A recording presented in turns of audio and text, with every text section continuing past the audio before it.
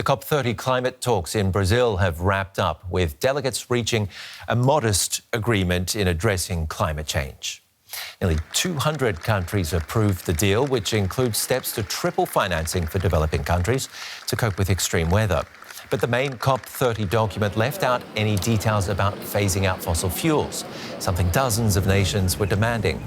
The United States was notably absent from the two-week summit, which saw protests and large street marches.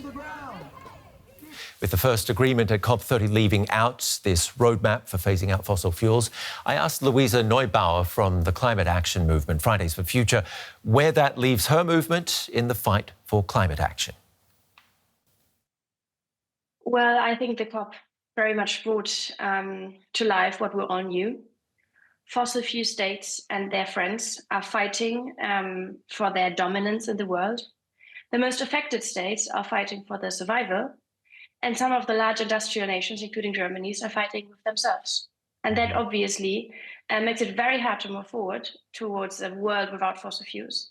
And it leaves responsibility and leadership with communities of indigenous folks, with frontline communities, with civil societies, and some of those very courageous ministers we saw at COP. And I think our attention really must lie both within the failure of those agreements, but also within that incredible courage and hope that we saw from those front lines, from those voices of change. And we will keep fighting, that is sure. Before COP30, you criticised Europe's hesitation.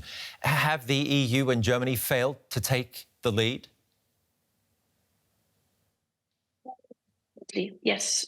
So what we see is that the petrostates, their friends, they are fighting with everything they have. That is money, that is disinformation, that is obscene lobbying, 1,600 fossil fuel lobbyists at this COP.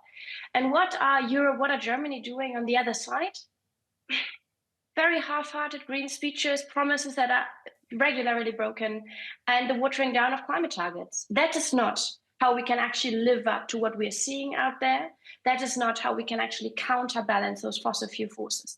And that is why I think, obviously, we must point out to those fossil fuel ideologies and fanatics, but we also must point the responsibility to those states who consider themselves to be in for the climate, on track or want to be on track, and also somehow connected to the best available science. And we just do not see that. And that is why I think there is reason to be very disappointed by, some of those big democracies who can and must do better.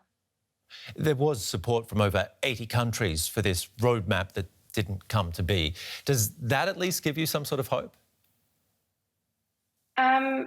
Well, it's important that these efforts exist. It's important to kind of look closely and understand what countries and what states and what ministers exactly were the key drivers, and thinking about this incredible role of Panama, of Colombia, who are really on the forefront of kind of driving this train towards a just transition. But to be very honest, as a EU, to show up at a COP without a real robust climate target for 2040, without having done your homework in time, the deadlines for submitting climate targets was in the beginning of the year. It came a few days before COP.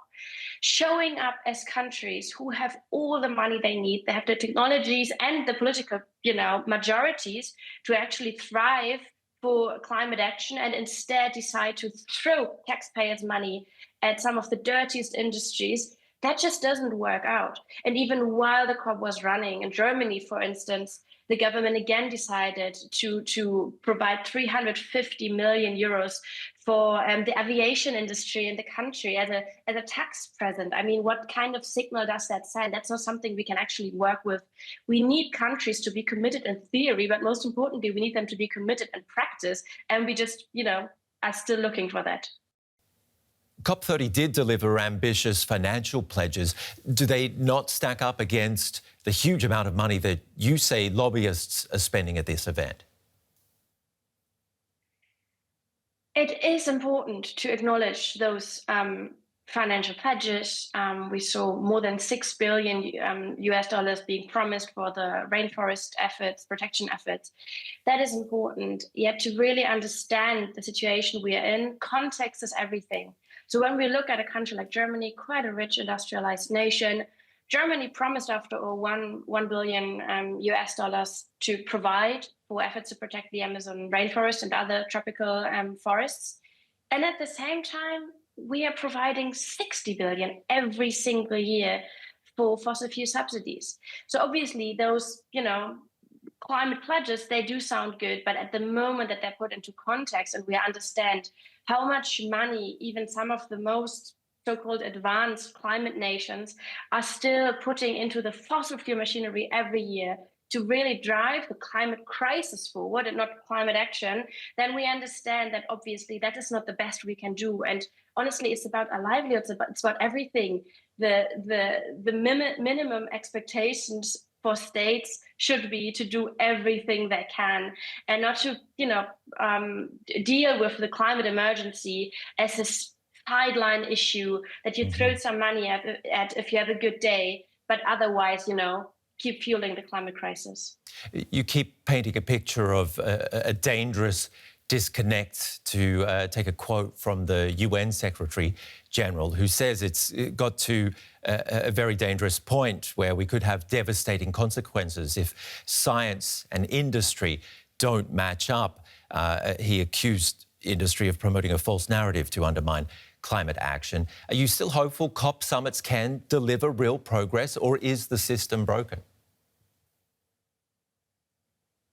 Well, I would say various systems that we operate in are broken, so we must confront that.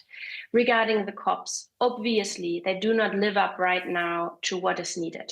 And they fail to protect the science from the disinformation. They fail to protect democratic negotiations from one-sided fossil fuel lobbyism. So obviously, we need to question and challenge how to better equip those COPs and what kind of format is needed to be able to hold space for these crucial and, world-depending negotiations. At the same time, the COPs are one of the very few places where actually all states do meet and where some of the most vulnerable groups in the world are represented and do have access to that. So we must, I guess, acknowledge both sides of that. The fact that we need new initiatives like the Fossil Fuel Non-Proliferation Treaty, like the emergence of artivist movements to bring culture and arts into the negotiation spaces. We must look at indigenous communities much more forcefully and empower them to actually do that incredible protection work that is happening.